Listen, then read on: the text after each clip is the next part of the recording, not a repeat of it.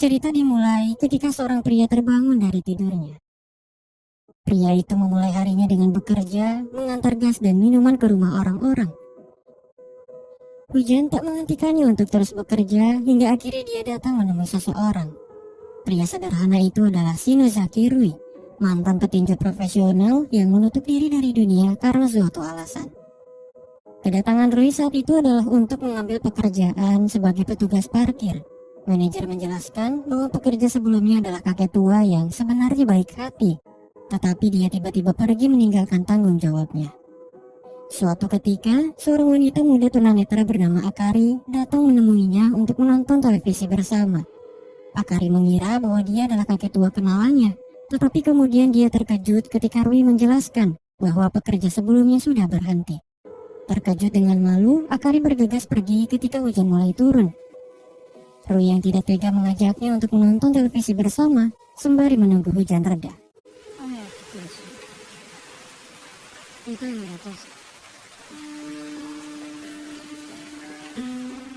Tidak seperti kebanyakan orang, Akari menikmati acara televisi menggunakan indera pendengarannya. Semangat serta senyum manis yang dipancarkan Akari membuat Rui tidak bisa mengendalikan diri dan terus menatapnya.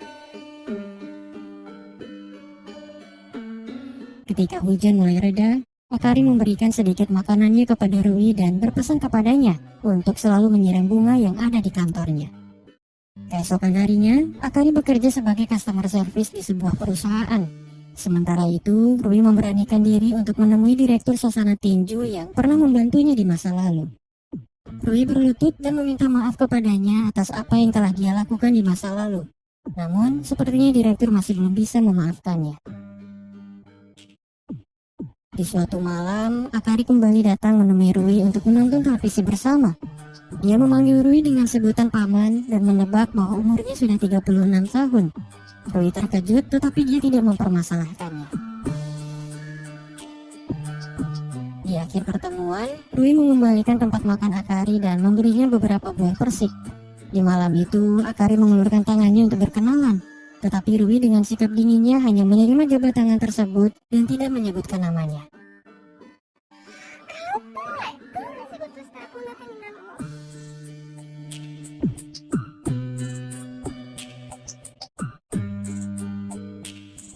Pertemuan yang tidak terduga itu membuat Rui lebih memperhatikan kebersihannya. Rui melakukan itu karena sempat membuat Akari tidak nyaman karena bau tidak sedap yang dia timbulkan. Hari-hari berikutnya, Akari selalu menyempatkan dirinya untuk datang menemui Rui. Hingga suatu ketika, dia hampir tertabrak mobil dan terjatuh, membuat kakinya terluka. Rui yang melihat segera membawanya ke rumah sakit lalu mengantarnya pulang. Di perjalanan, Akari yang kesulitan berjalan meminta Rui untuk beristirahat. Rui menggendongnya meski Akari berkata bahwa dia akan menyesal jika melakukan itu. Akari pun tersenyum ketika Rui menyadari bahwa dia harus melewati tangga yang sangat tinggi. Sesampainya di rumah, Akari meminta satu pertolongan lagi kepada Rui untuk membetulkan saluran air yang tersumbat. Dan sebagai ucapan terima kasih, dia memberikan 2 tiket konser musik kepadanya. Rui tidak punya teman untuk pergi ke konser tersebut, dan akhirnya Akari mengajaknya untuk pergi bersama. Keesokan harinya, Akari berusaha tampil lebih menarik. Dengan bantuan penata rias yang ada di dekat rumahnya, dia akhirnya tampil beda dan Rui terpesona saat melihatnya.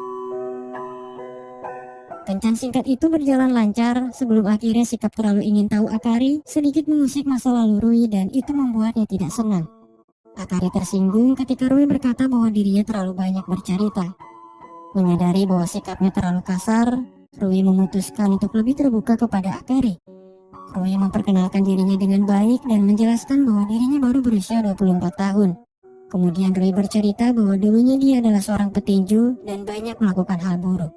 Selama ini dia berusaha melupakan masa lalunya dan karena itulah dia merasa tidak senang jika harus mengingat kembali momen tersebut. Akari mengerti dan dia juga meminta maaf karena sudah membuatnya merasa tidak nyaman. Hari berikutnya, atasan kantor memberikan hadiah kepada Akari yang ternyata berulang tahun minggu lalu. Tiket konser yang dia dapat sebelumnya juga ternyata berasal dari atasannya. Di sisi lain, Rui bertemu dengan direktur sasana dan pelatihnya di sebuah kedai. Rui menjelaskan bahwa selama ini dia ada di penjara. Di masa lalu, setelah pelatih memungutnya dan memberi kehidupan yang layak, Rui diam-diam bertarung di jalanan untuk menghasilkan lebih banyak uang. Bahkan dia menjadi tukang pukul yang tidak segan untuk menyakiti orang-orang, sampai akhirnya dia ditangkap polisi dan masuk penjara. Sepulangnya dari pertemuan itu, Rui pergi ke panti asuhan dan menemui suster yang pernah merawatnya saat masih kecil. Suster meminta Rui lebih ceria untuk menghadapi masa depan, alih-alih terus bersedih memikirkan masa lalu. Rui bertanya apakah dia bisa mengubah namanya. Suster menjelaskan bahwa Rui tidak perlu melakukan itu untuk menjadi orang baik, karena apalah arti sebuah nama jika pemiliknya tidak mau berusaha mewujudkannya. Di hari itu, suster memberikan ikat rambut yang dibuat anak-anak kepada Rui dan menyarankannya untuk memberikan ikat rambut tersebut kepada orang spesial. Malam harinya, Akari dihadapkan dengan atasannya yang datang ke rumah. Ternyata selama ini dia menyukai Akari, tetapi apa yang dia lakukan hanya berdasarkan pada nafsu. Untunglah Rui datang sebelum hal buruk terjadi. Atasan Akari pun pergi setelah Rui mengajar dan mematahkan jarinya. Setelah apa yang terjadi, Akari bingung karena sepertinya dia akan kehilangan pekerjaannya. Rui berkata bahwa dia akan bertanggung jawab untuknya, mencari nafkah untuknya, dan itu murni karena dia ingin membantunya. Namun, bagi Akari itu hanya akan membuatnya semakin merasa sengsara. Rui akhirnya pergi setelah meninggalkan ikat rambut yang dia dapat sebelumnya, dan itu menjadi bukti bahwa Akari adalah seseorang yang sangat spesial untuknya. Keesokan harinya, Akari datang menemui Rui dan berkata bahwa dia sudah mengundurkan diri dari pekerjaannya. Perkataan Rui sebelumnya bukan hanya sekadar janji dan dia bersungguh-sungguh ingin membantunya. Di hari itu, Rui membawa Akari ke pantai, tempat di mana terakhir kali dia bersama ibunya. Saat itu ibunya memilih untuk mati, tetapi Rui ditakdirkan untuk tetap hidup. Mendengar hal itu, Akari meminta Rui untuk mencari sebuah batu dengan sudut membulat. Akari pun menjelaskan bahwa batu tersebut menjadi halus karena terkikis oleh air. Dengan kata lain, orang yang pernah terluka pun akan bisa menjadi lebih baik seiring berjalannya waktu, dan dia yakin bahwa rasa sakit itu pasti memiliki makna yang bisa dijadikan pelajaran. Akari meminta Rui untuk menyimpan batu tersebut, berkata bahwa itu adalah jimat yang akan menghubungkan mereka. Untuk memenuhi janjinya kepada Akari, Rui memutuskan untuk masuk kembali ke dunia tinju dan dia akan mencari nafkah dengan cara yang benar. Mereka hidup bahagia seperti pasangan pada umumnya. Terlintas dalam benak Rui untuk membeli anjing yang bisa menjaga Akari di saat dia pergi. Akari sangat senang dan mereka memberi nama anjing itu Suko. Cinta mereka benar-benar murni. Rui menerima semua kekurangan Akari dan dia sangat menyayanginya. Begitu juga dengan Akari yang bisa menerima ketulusan cintanya tanpa harus memandang sosoknya seperti apa.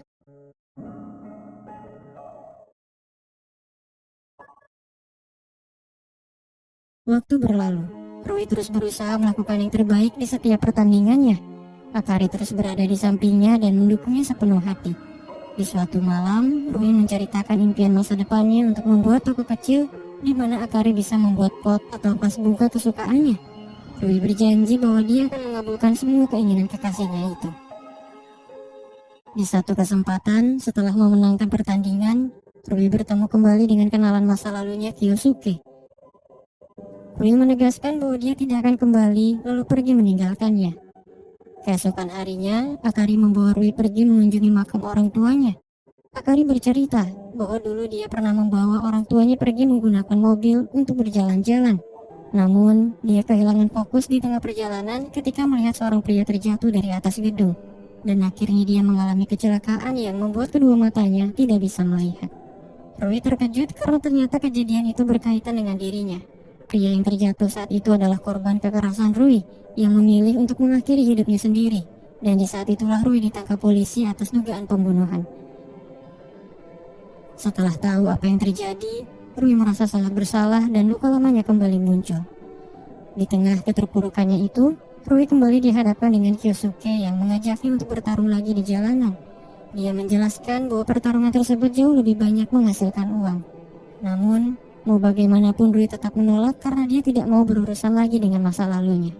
Malam harinya, Rui terkejut ketika Akari tiba-tiba menghilang dan ternyata dia ada di rumah sakit karena terjatuh.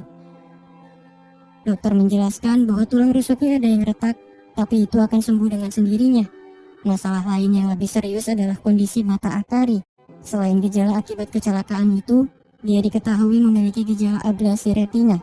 Jika terus dibiarkan, buta totalnya akan semakin parah dan dia akan kehilangan kesempatannya untuk dapat melihat lagi. Mendengar hal itu, Rui bertanya kepada Akari kenapa dia tidak bercerita bahwa dirinya punya kesempatan untuk sembuh. Akari menjelaskan bahwa meskipun matanya sembuh, itu tidak akan mengembalikan kedua orang tuanya yang sudah meninggal. Akari merasa sangat bersalah kepada mereka, dan dengan kondisinya saat ini, dia merasa bahwa bebannya menjadi lebih ringan. Akan tetapi, Rui memiliki pandangan lain. Menurutnya, Akari harus sembuh supaya dia bisa melihat kebahagiaan dengan matanya sendiri, terutama setelah menikah dan memiliki anak di masa yang akan datang. Pada akhirnya, Rui memutuskan untuk ambil bagian dalam pertarungan bawah tanah untuk membayar operasi mata Akari. Ada harga yang harus dibayar sebelum mengikuti pertarungan tersebut. Selain harus menghapus identitasnya, Rui juga harus memutus hubungannya dengan Akari supaya dia tidak diincar oleh orang-orang jahat yang mungkin akan menaruh dendam kepadanya. Tidak mudah memang, tapi itu adalah keputusan yang harus dipilih Rui sebagai bentuk penebusan dosanya di masa lalu. Setibanya di arena pertarungan, Rui baru mengetahui bahwa lawannya diganti dan dia terpaksa harus berhadapan dengan orang yang jauh lebih besar darinya. Tidak lama dari itu, terungkap bahwa pertandingan tersebut sudah direncanakan sebelumnya oleh Kyosuke. Dia berharap Rui akan kalah dan memenangkan pertaruhan. Namun ternyata keadaan tidak sesuai harapan, karena Rui dengan sisa tenaga yang dia miliki berhasil mengalahkan musuhnya di saat-saat terakhir.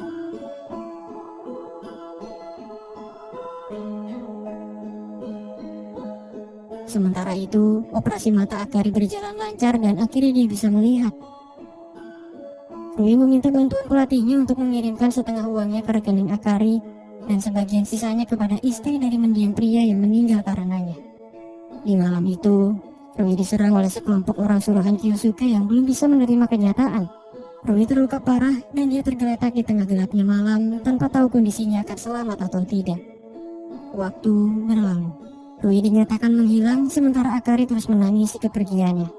Hingga suatu ketika, Akari bertemu dengan suster di gereja dan akhirnya dia tahu bahwa kekasihnya itu berkaitan dengan kecelakaan yang menimpanya di masa lalu. Dengan sisa ingatan yang dia miliki, Akari berusaha membuat patung wajah Rui, namun ternyata itu tidak mudah. Hatinya hancur. Akari tidak pernah tahu seperti apa sosok orang yang telah membantu dan mencintainya dengan tulus. 2 tahun kemudian, Akari berusaha melakukan yang terbaik untuk melanjutkan hidupnya. Dia membuka toko dan menjual berbagai macam keramik buatannya sendiri.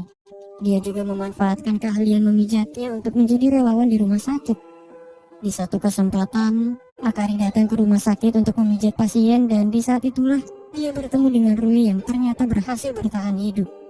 Identitas barunya adalah Yodai Takahashi, dan Akari memijatnya tanpa tahu dia adalah kekasihnya yang telah lama pergi. Sementara itu, Rui hanya bisa diam menahan rasa kesedihannya sembari memegang batu pantai yang selalu dia simpan. Waktu berlalu, Rui akhirnya pulih, namun cedera kaki yang dia terima membuatnya harus menggunakan tongkat. Suatu ketika, Rui melihat Akari dan anjing mereka yang kini sudah tumbuh besar pergi meninggalkan toko. Rui masuk ke dalam toko di mana dia melihat kotak musik Akari dan itu membuatnya teringat dengan kenangan masa lalu. Setelah membeli salah satu barang di toko tersebut, Rui pergi dan tidak lama dari itu anjingnya bernama Shoko datang menghampirinya.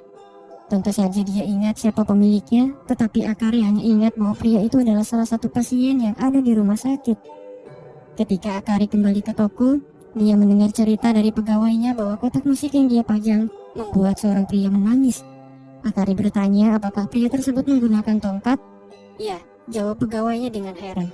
Di saat itulah, Akari menyadari bahwa pria sebelumnya adalah Rui, kekasihnya yang telah lama pergi. Akari dengan cepat pergi mencari Rui sebelum akhirnya dia teringat dengan pantai yang pernah ia kunjungi bersamanya. Untunglah, Akari menemukannya tepat sebelum dia menenggelamkan dirinya ke laut dengan putus asa. Akari menghampirinya, berkata bahwa bukan di sini tempatnya untuk pulang. Film ini berakhir ketika Rui menyadari bahwa tindakannya salah, dan dia akhirnya kembali untuk melanjutkan hidupnya bersama Akari. Tanpa rasa sakit, seseorang tidak akan pernah menjadi kuat. Tanpa rasa kecewa, seseorang tidak akan pernah menjadi dewasa. Dan tanpa kehilangan, seseorang tidak akan pernah tahu arti dari keikhlasan.